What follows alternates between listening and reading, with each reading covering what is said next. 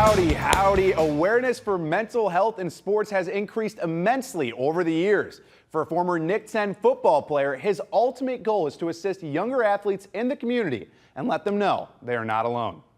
Eston Fichter, a recent Hononegah graduate, is on his way to play college football this upcoming fall, but that hasn't distracted him from the mental struggles multiple athletes face. So, Fichter decided to take matters into his own hands. Tomorrow, he will host his inaugural Top Prospects Training Charity Bowl, where multiple athletes of all ages compete in a number of Pro Bowl-style drills and competitions. However, one of the main focuses of this event is the youth's mental health, and Fichter hopes to help them by sharing his own experiences.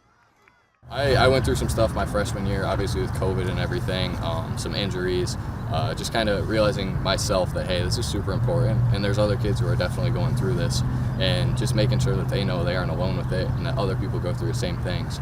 So me having that personal experience with everything I went through my freshman year really allowed me to kind of connect with the sponsors that I've grown closely with and kind of just making sure that I can make an impact on those athletes.